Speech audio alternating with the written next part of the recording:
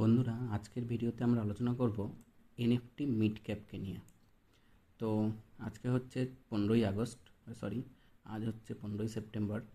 আর আমরা আলোচনা করব 16ই সেপ্টেম্বরের এক্সপায়ারিকে নিয়ে। আমরা আলোচনা করব 16ই সেপ্টেম্বরের এক্সপায়ারিকে নিয়ে। তো চলো বন্ধুরা, দেখে নিই। তোমরা দেখতে পাচ্ছ এই যে দাগগুলো আমি টেনেছিলাম, এই একটা, এই একটা, এই একটা, এই একটা, মার্কেট কিন্তু এই সব জায়গাতে এসে সব জায়গাতে, প্রতিটা জায়গাতে সাপোর্ট নিয়েছে, বা আমি যেভাবে মার্ক করেছি ঠিক সেইভাবেই কিন্তু মার্কেট মুভমেন্ট দিয়েছে। ঠিক আছে, তো চলো বন্ধুরা দেখে নিই যে আমরা তাহলে সোমবারের দিন কী করে ট্রেড করব। তার আগে যেটা দেখার বিষয়, আমরা আগে চলে যাই প্রথম একদিনের টাইম ফ্রেমে। একদিনের টাইম ফ্রেমে চলে আসলে দেখতে পাচ্ছ যে জায়গাগুলো মার্ক করেছিলাম ঠিক সেই জায়গাগুলোতেই কিন্তু মার্কেট এসে টাইম দিয়েছে। এই জায়গাটাতে, এইখানে এখানে মার্কেট টাচ করে উপরে গেছে, এখান থেকে কিন্তু আপ লাস্ট দিনের মার্কেট যেটা। তাহলে আগে এইগুলোকে সব রিমুভ করে নিই, আগে এই দাগগুলোকে সব রিমুভ করে নিই, তারপরে এই করছি।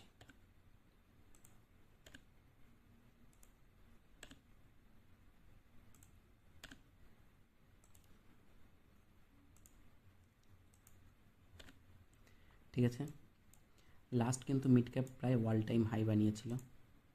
তো আমরা প্রথমে একটা হরাইজন্টাল লাইন টেনে নেব আগের দিনের হাইকে আর আগের দিনের লোতে। ছোট্ট একটা গ্যাপ আপ ওপেন ছিল, একদমই ছোট্ট। যাই হোক, এবার আমরা চলে আসবো 15 দিনের টাইম ফ্রেম, সরি 15 মিনিটের টাইম ফ্রেমে। দেখতে পাচ্ছ 15 মিনিটের টাইম ফ্রেম, বলা যায় মার্কেট এর আগের দিন সাইডওয়েজ ছিল, কারণ এর আগের দিন একটা খুব সুন্দর একটা মুভমেন্ট দেখিয়েছে। সেই মুভমেন্ট দেখানোর পরে মার্কেট কিন্তু একটা সাইডওয়েজ মুভমেন্ট নিয়েছে। আর এটাই স্বাভাবিক, যখন মার্কেট একটা ওয়াল টাইম হাই টাচ করেছে সেইখানে এসে মার্কেট এরকম সাইডওয়েজ হওয়াটাই স্বাভাবিক। তো এখন কথা হচ্ছে, আমরা তাহলে সোমবারের দিন 16 তারিখ যে মার্কেটের এক্সপায়ারি আছে সেই এক্সপায়ারিকে কী করে ট্রেড করব। প্রথম কথা হচ্ছে, যদি মার্কেট কালকে ওপেন হয়, এটা হচ্ছে দুটো ইএমএ লাগানো আছে, একটা 21, একটা 34। তোমরা যদি এর সেটিংটা দেখতে চাও তাহলে দেখতে পারো। দেখো, শর্টটা 21, লংটা 34। ঠিক আছে, এটা 21, 34। তাহলে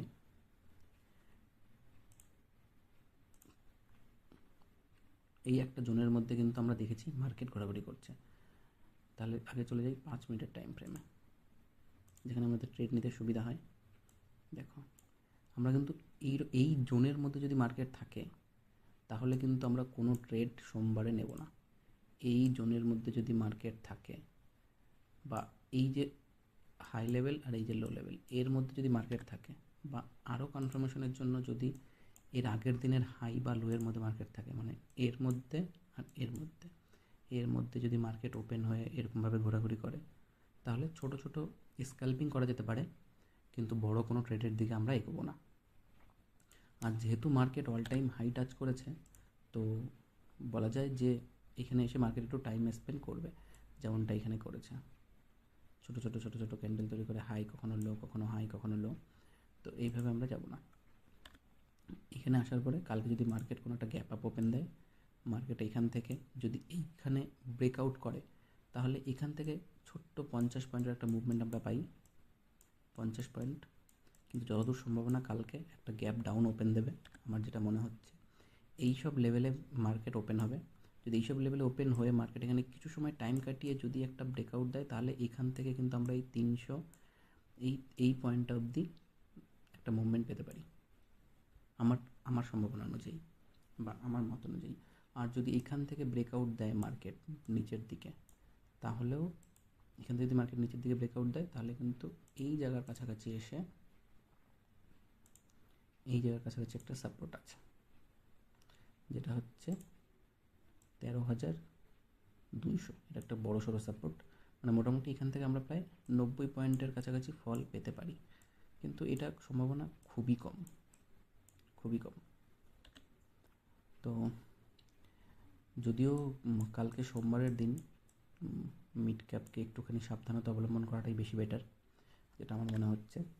প্রথম 15 মিনিটের টাইম ফ্রেম বা প্রথম 5 মিনিটের একটা ক্যান্ডেল তৈরি হবে খুব ভলাটিলিটিভাবে, সেই প্রথম 5 মিনিটের ক্যান্ডেলে আমরা ট্রেড করতে যাব না। আমরা ওয়েট করব, দেখব মার্কেট কেমন প্যাটার্ন তৈরি করছে, সেই হিসাবে আমরা একটা ট্রেড নেব। তো ঠিক আছে বন্ধুরা, যদি আরও একটা কথা, যদি এটা ভালোভাবে ব্রেকআউট দেয় কোনো একটা ক্যান্ডেলস্টিক প্যাটার্নে, তাহলেই আমরা কিনব। তো ঠিক আছে বন্ধুরা, আজকের ভিডিও এই পর্যন্তই। তোমরা যদি কী করে মার্কেট কোথায় কল হবে বা কোথায় বাই হবে এটা বিষয়ে ডিটেলস জানতে চাও, তাহলে নিচে কমেন্টে জানিও, আমি নতুন একটা ভিডিও তৈরি করব। ঠিক আছে বন্ধুরা, টাটা।